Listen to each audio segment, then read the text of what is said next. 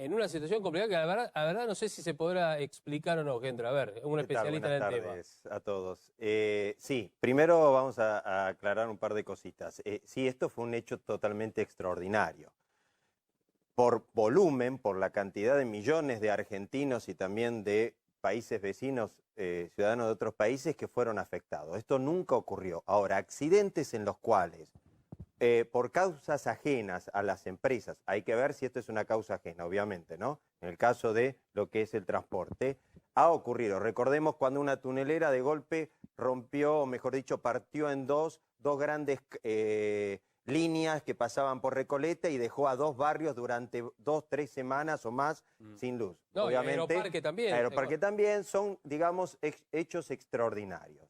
Ahora, si vamos a lo que es la situación actual, lo que recién decían, la situación actual de la infraestructura, yo le voy a tirar unos números que indican todavía el grado de crisis que tenemos en materia de infraestructura energética.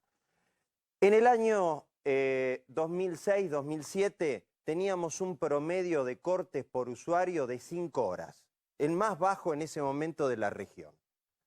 Año 2010 viene, obviamente, empieza con el tema del congelamiento de tarifas, la famosa renegociación de los contratos, etc. En el año 2010-2011 tuvimos el pico máximo histórico, siempre estamos hablando de Nore, de Sur y hasta ese momento de LAP, de 55 horas por usuario por año. A fines del 2015 se bajó a 35. Hoy estamos en un promedio de 22 horas por usuario. Pero veamos qué pasa en los países vecinos. Perú, que también privatizó en la misma época que nosotros privatizamos nuestros servicios, hoy en día tiene un promedio de 8 horas de corte por usuario por año. Y Chile, 4. E Italia, donde funciona la empresa Enel, dueña de la empresa Edesur, tiene un promedio de 30 minutos. Es decir, lo pongo nomás como ejemplo de lo que ocurre hoy en día en nuestra infraestructura. Es decir, seguimos teniendo problemas gravísimos en lo que se refiere especialmente en el tema de distribución. Sí. Recordemos que el sistema energético está dividido en 3 partes, lo que son la generación, Salto Grande, Yacyretá, las ¿cómo se llama? Las grandes centrales no me sale el nombre, perdón. Térmicas, gracias. También la que utilizan energía atómica, etc.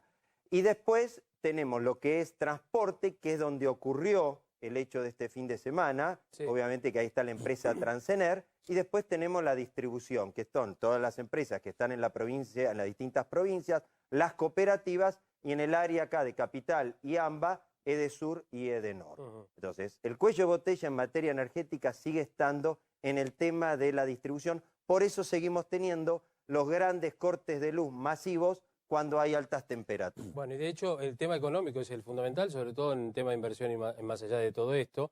Ahora, con esto de la energía, por un lado, el evento, como señalábamos hace algunos momentos del domingo, accidente o no, habrá que ver si es negligencia o no también. Eso también se tiene que, de alguna manera, confirmar o no, porque algunos sostienen, ahí hubo una negligencia, y otros dicen, no, es una deficiencia del servicio.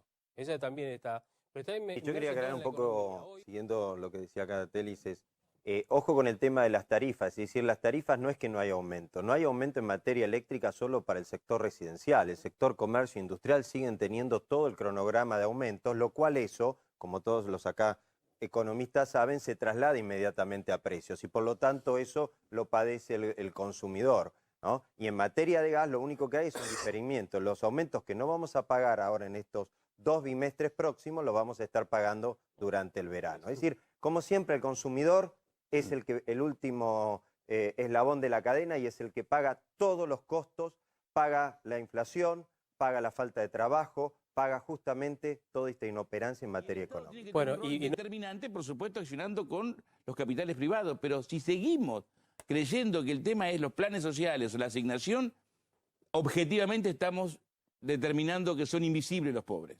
En eso coincido absolutamente con el Chino Navarro. Me parece que ese es el camino. Y es una deuda de la democracia, porque el 25% de pobreza no lo pudo bajar ningún gobierno de la democracia.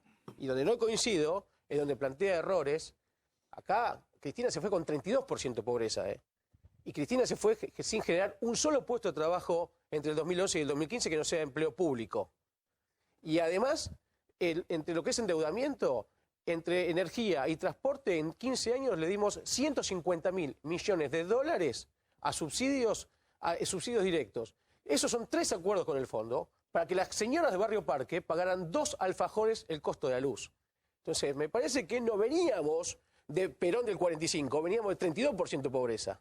Igual es un argumento falaz, sí, ¿no? Porque sí. no tenía todo ese destino que la señora de Barrio Norte. ¿Habría algún caso en particular que contemplar en ese sentido, pero después se subsidiaba? Claramente que energía de esos sectores subsidios muy favorecían a los populares? sectores más altos. No, había, disculpa, Sí. había ¿Estás de acuerdo una con el política fondo de subsidios que Y había que aparte del revisar, afano, estamos todos de acuerdo. 150.000 millones de Disculpa. dólares, que aparte del afano, por Había eso una están presos. política de subsidios, de No fue tarifas que magia, había que no era revisar. gratis, ¿Estamos no de era acuerdo? gratis, No. lo pagaban todos. Bueno, que había que revisar, estamos de acuerdo, había un esquema, no el desastre que llevó adelante este 150.000 gobierno, millones pero de no es dólares, cierto, es 3 un argumento acuerdos con el falaz fondo. el que planteás, porque si no el que está del otro lado se queda con eso, con los títulos.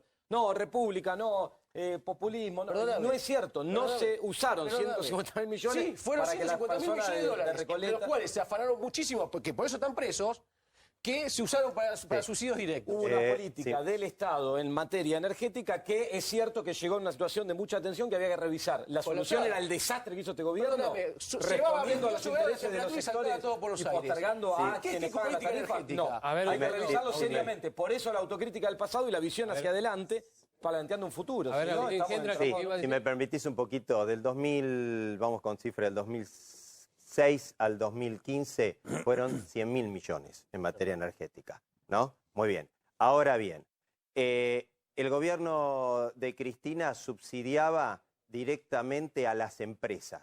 Por eso el de Barrio Norte, el del sector más humilde, el sector medio, recibía todos el subsidio por igual. Este gobierno subsidia o salió con la tarifa social a subsidiar a aquel que la necesita según su condición socioeconómica. Pero ojo, porque el gobierno cayó en su propia trampa, porque el gobierno hoy en día está subsidiando la generación en más del 60%, es decir, más de lo que subsidiaba cuando comenzó este gobierno. Y lo que estoy ¿Qué es la diciendo con esto, generación? la generación, es decir, la producción de la energía. La empresa, No, no, subsidio, claro, todo después está dolarizado. Ese es el Porque problema como con la dolarizó las tarifas, al dolarizar las tarifas, si bien pagamos un precio menor por el gas, en este caso, que es lo que se utiliza, el 65% de la producción eléctrica se hace a través de la utilización como materia prima del gas, si bien pagamos un costo menor, no es lo mismo el dólar a 45 que a 20, obviamente, lo cual genera que el Estado tiene que poner más plata. Ahora, todo esto lo que nos dice es que el gobierno de Cristina fracasó, el gobierno de Macri fracasó, los dos gobiernos fracasaron. Esa es la disyuntiva que tenemos hoy en día los argentinos, que tenemos dos alternativas o dos extremos que nos han demostrado que han fracasado, porque tenemos más pobres, tenemos más subsidiados, tenemos la clase media cada vez más ahorcada, más endeudada, no tenemos perspectivas de futuro.